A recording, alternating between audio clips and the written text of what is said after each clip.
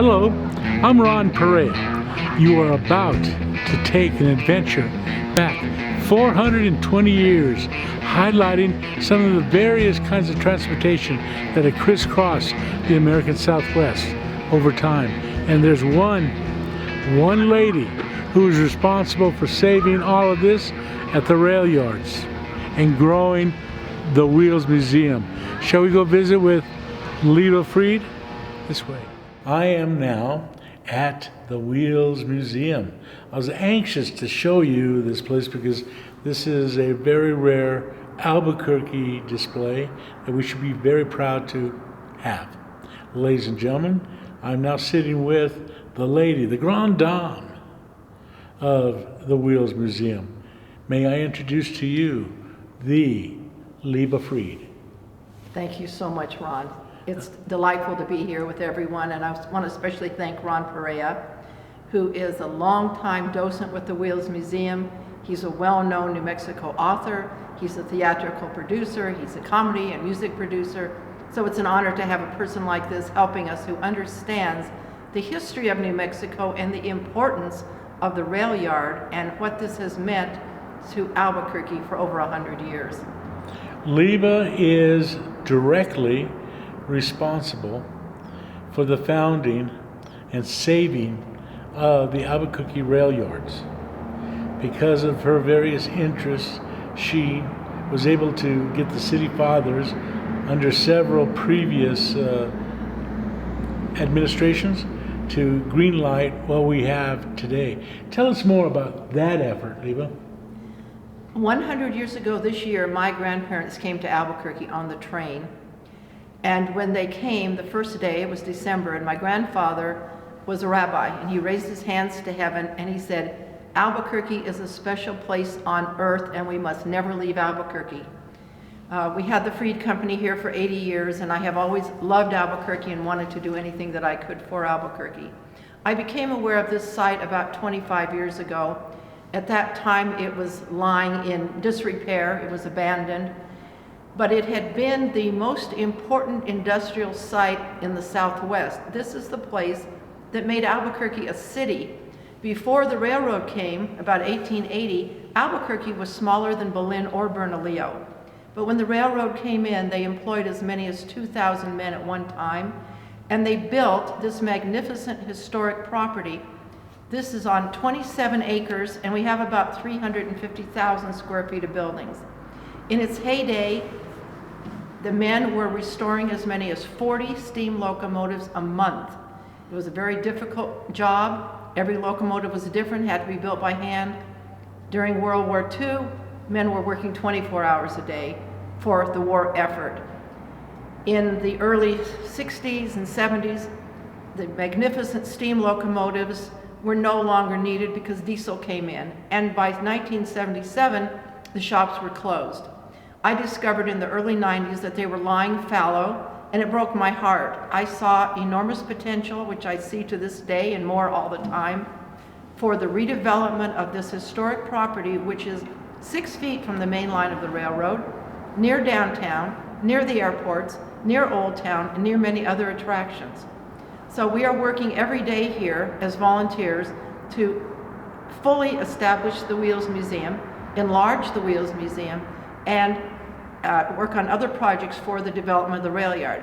We are on the Railyard Advisory Board and the UNM Economic Development Board, and we're looking at opportunities every day of how to bring back to life in the highest way this beautiful site. We want history, culture, education, and economic development for the state of New Mexico.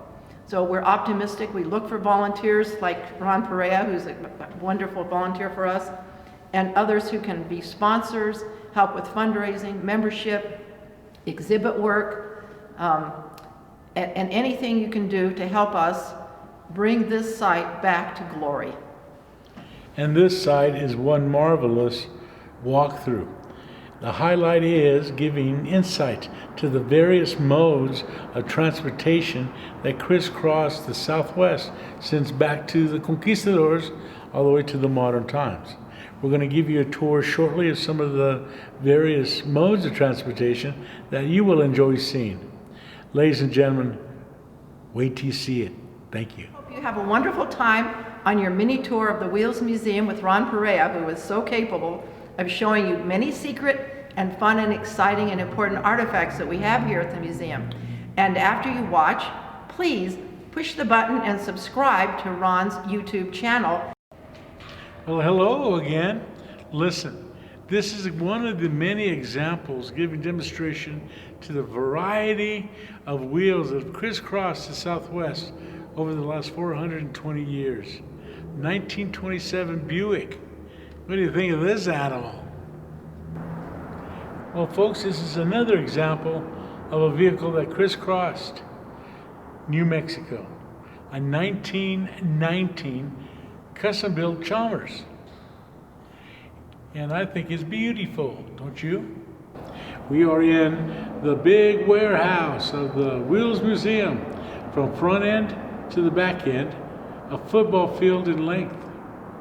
I'm sitting on the choo-choo train that leads families, little kiddies, around and around to see all of the various automobiles. Bring the kids down, they love it.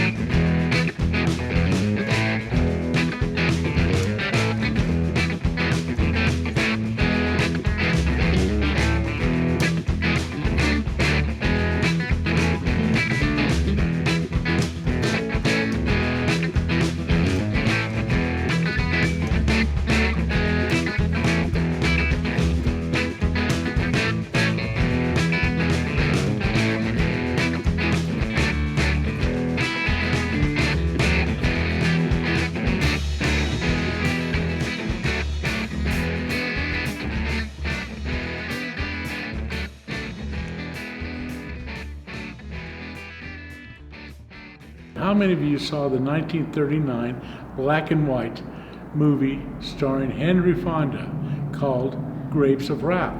Considered one of the top of the time. As an Oklahoma family rode Route 66 out west towards California. A lot of people don't know that that vehicle had 3 other stand-ins, and this is one of them. What do you think of that, Al?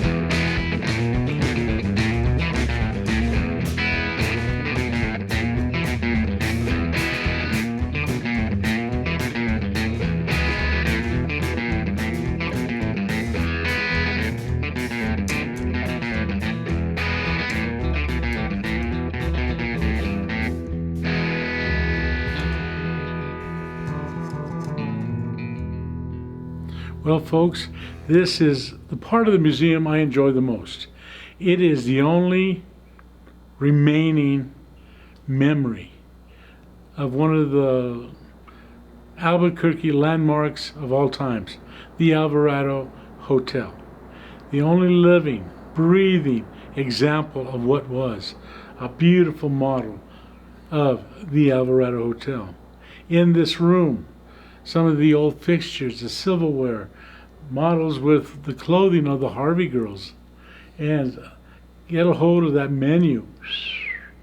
Behind them is the silverware from the service. So many different items from the Alvarado of yore.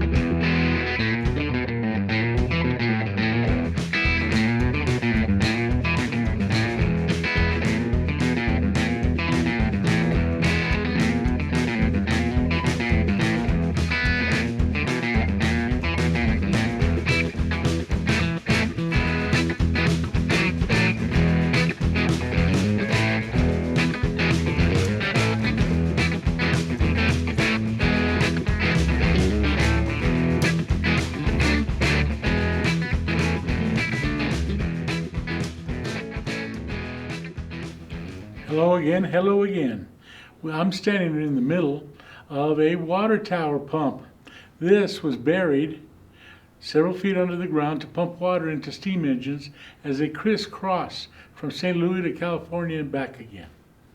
This is the rail room. He even highlighted the 77-year history of the rail yards, the machine shops, and the thousands of men that worked here over the 77 years. Isn't this great? Now, look, this happened in 1929, during the Roaring '20s, right before the market crashed. This locomotive crashed inside the turnhouse. And look, it took 1, 2, 3, 4 locomotives to drag it out. And all the people that were wanting to watch the show. You can tell how old it was because look at all these guys in straw hats. Isn't this an amazing shot? Well, folks, right above my shoulder, you can see the workboard of what was happening when this 2,000 a day workforce was in and out of this factory. You can see the list of jobs that were being taken on. The first one started in 1901. You know when the last train was out? 1977. Well, folks, thank you for joining me here at the Wheels Museum. You only saw a few of the many exhibits that exist here of vehicles that crisscross the Southwest over the last 420 years. We want you to come more often. Bring the kiddies. I would love to give you a private tour. All you have to do is call up the Wheels Museum and we'll give you that tour. Ladies and gentlemen, my name is Ronn Perea. Thank you for coming along with me. Oh, and by the way, we would like for you to push that like button and then the subscribe button. We would automatically like to send you more of these historical videos for you and the kiddies. Thank you very much.